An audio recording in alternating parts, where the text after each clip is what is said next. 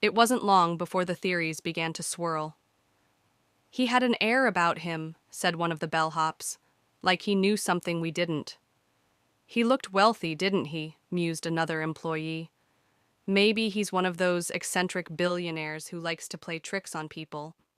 By the time Holly clocked out for the night, she couldn't shake the image of the man. His calm demeanor, the way he observed her hesitation, it all felt deliberate, almost calculated. The next day, Holly arrived early, the memory of the previous day still lingering. She made her way to the front desk, coffee in hand, ready to tackle another day at the Grand Marquis.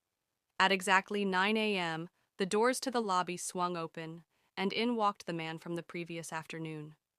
Only this time, he wasn't alone. Behind him trailed a small entourage, two sharply dressed lawyers, a real estate agent, and a photographer snapping pictures of the lobby. Holly froze, her heart pounding as the man walked up to the counter, the same calm expression on his face. But now, there was something more, an air of authority. "Good morning," he said, setting a leather folder on the counter. "I'd like to formally introduce myself. My name is James Whitaker." He paused, letting the name sink in. Holly blinked, the name hitting her like a freight train. James Whitaker, the tech billionaire who'd made headlines for his disruptive business ventures and unexpected acquisitions. "I finalized the purchase of this hotel yesterday evening," James continued, his voice steady. "As of this morning, I'm the new owner of the Grand Marquis." The words hung in the air, and for a moment, the lobby seemed to stand still. Holly's stomach dropped. The whispers from the staff the night before had been right. There was something familiar about him.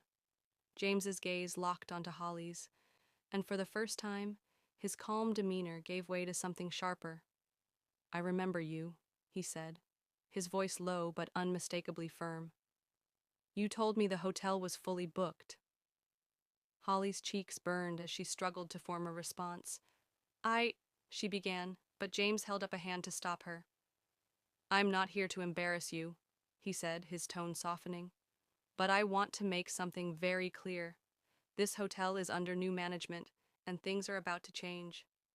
Perception, professionalism, and integrity, those are non-negotiable." With that, he turned to his entourage and began discussing plans for renovations and staff changes, leaving Holly and the rest of the team to grapple with the shocking twist their ordinary Thursday had taken. It was only the beginning of what would be a transformative era for the Grand Marquis, and for Holly, who would soon discover that second chances, while rare, come with their own set of challenges. And the man in the red hat stepped out, flanked by a team of individuals in sharp suits. Holly's heart skipped a beat. It was him, the same man she'd turned away the day before. The lobby fell silent as the group made their entrance. The man's confident stride was matched by the purposeful movements of his entourage, who carried tablets, briefcases, and cameras. The tension in the air was palpable as the staff exchanged uneasy glances. Holly stood frozen behind the counter, unsure whether to greet him or stay silent. Before she could decide, the man approached her, his expression unreadable. "Good morning," he said, his tone calm but carrying a weight that demanded attention. "I'm James Whitaker. You might remember me from yesterday." Holly's mouth went dry. She nodded, unsure what to say. James didn't wait for a response. Instead, he gestured to the people around him. "I'm here to announce that, as of last night, I'm the new owner of the Grand Marquis Hotel." Gasps rippled through the staff as whispers broke out across the lobby. Holly's heart sank, her mind racing with the implications of his words.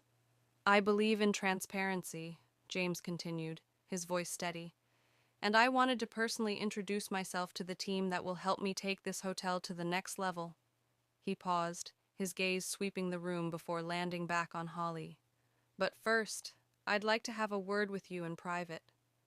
The room seemed to hold its breath as James turned and walked toward the elevator, clearly expecting Holly to follow. She hesitated for a moment, then hurried after him, her nerves jangling. Inside the elevator, the silence was deafening. James pressed the button for the top floor, then turned to her, his expression unreadable. "I'm not here to make anyone's life difficult," he began, his tone measured. "But I couldn't help but notice how quickly you turned me away yesterday. I'm curious. Why? Holly swallowed hard, her mind scrambling for an answer. It wasn't personal, she said carefully.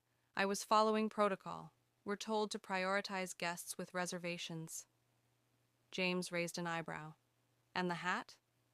Did that play into your decision? Holly's cheeks flushed. She hesitated, then decided to be honest. It might have, she admitted. I didn't want to risk any kind of disruption in the lobby. James nodded, his expression thoughtful. I appreciate your honesty, he said. And I understand the position you were in. But as the new owner, I want to make one thing clear. This hotel will be a place of inclusivity, professionalism, and respect. Personal biases, whatever they may be, have no place here. Holly nodded, her heart pounding. I understand, she said softly. The elevator doors opened, and James stepped out, turning to face her one last time. I see potential in this place, he said, and in its staff. Let's make sure we don't squander it. With that, he walked away, leaving Holly to reflect on the unexpected twist her day and her career.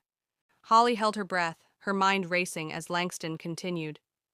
These policies, Langston explained, his voice steady but tinged with tension, will redefine how we operate. We're going to prioritize exceptional service, transparency, and adaptability. This is a chance for all of us to align with a new standard of excellence. Musk raised a hand, signaling for silence as murmurs rippled through the room. I don't believe in running things the conventional way, he said, his tone even but with an edge of excitement. This hotel isn't just a business to me, it's a canvas, and every one of you is part of the masterpiece we're about to create. Holly's stomach churned. She couldn't help but feel the weight of his words and the unspoken message directed at her. As part of this vision, Musk continued, I've decided to implement a new role, a guest experience innovator. This person will ensure that every guest feels valued and understood, regardless of their background or beliefs. He paused, scanning the room. His eyes landed briefly on Holly before moving on, and she felt a jolt of panic. And, Musk added, I've asked Mr. Langston to perform a thorough review of our team. It's not about finding fault. It's about finding potential. Those who embrace the changes will thrive. Those who resist... He let the thought linger, his smile faint but pointed. The staff exchanged uneasy glances. Holly felt her pulse quicken. She thought about the moment she had turned Musk away the previous day, her decision guided by assumption rather than openness. As Musk concluded his address, he turned back to Langston. Let's schedule individual meetings with every team member starting tomorrow, he said. I want to hear directly from everyone, what they think, what they hope to achieve, and how they can contribute to this new chapter. With that, Musk clapped his hands once more and smiled. Let's make this place legendary, he said before turning to leave, his entourage following close behind. Holly watched him go, her mind swirling with uncertainty and determination. She knew this wasn't just a test for the hotel, it was a test for her. Could she rise to the challenge and prove she belonged in the new era of the Grand Marquis? As the staff dispersed, Holly resolved to approach her upcoming meeting with honesty and an open mind. After all, first impressions might be powerful, but second chances could change everything. But her presence commanding in its quiet dignity. She wore a simple floral dress and carried a well-worn leather purse. Despite her understated appearance, there was an air of confidence about her, as though she belonged wherever she chose to be. Holly, standing behind the front desk, noticed her immediately. The woman approached with a warm smile, and Holly quickly straightened up, determined to embody the new ethos Musk had so clearly laid out. Good afternoon, Holly said, her tone polite and professional. Welcome to the Grand Marquis. How can I assist you today? The woman placed her purse on the counter and replied, I'm looking for a room for the night. I don't have a reservation, but I was hoping you might have availability. Holly hesitated for the briefest moment, the memory of Musk's words echoing in her mind. No exceptions. She glanced at the computer screen, noting that they were indeed almost fully booked.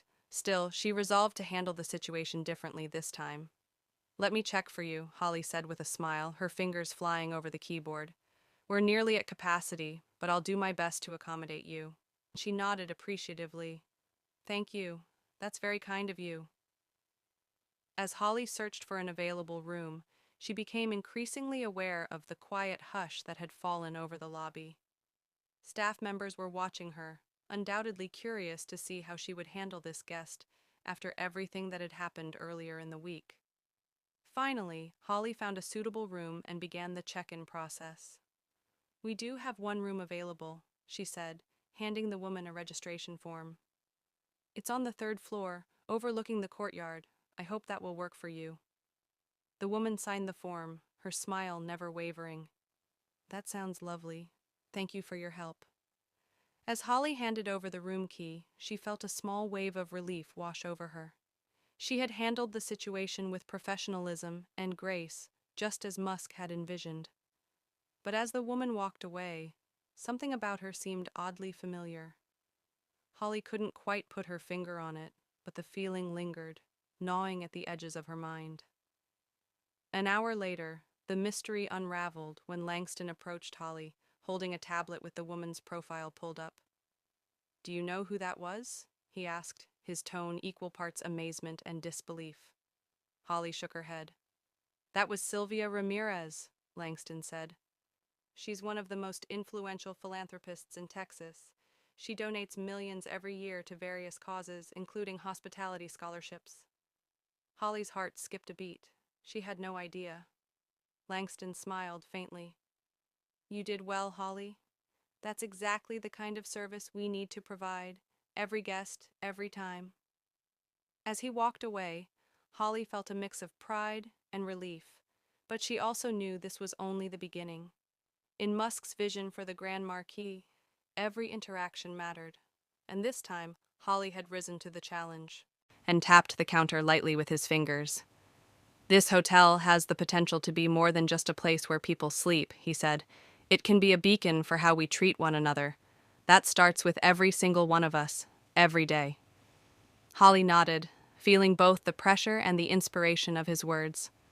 I understand, Mr. Musk, she said quietly. I'll do my best. Musk's smile widened slightly. That's all I ask. Keep learning, keep trying. And remember, what makes a place truly great isn't the marble floors or the fancy chandeliers. It's the people. You have a part in shaping that. He straightened, glanced at the clock on the wall, and let out a breath. Now, it's late, and I should probably let you finish your shift. But I'll be around. This isn't just a business project for me, it's personal. With that, he turned and walked toward the elevator, leaving Holly standing behind the desk, her thoughts swirling. She felt a mix of emotions, humbled, determined, and oddly hopeful. As the elevator doors closed behind him, Holly resolved to embrace the change Musk was bringing.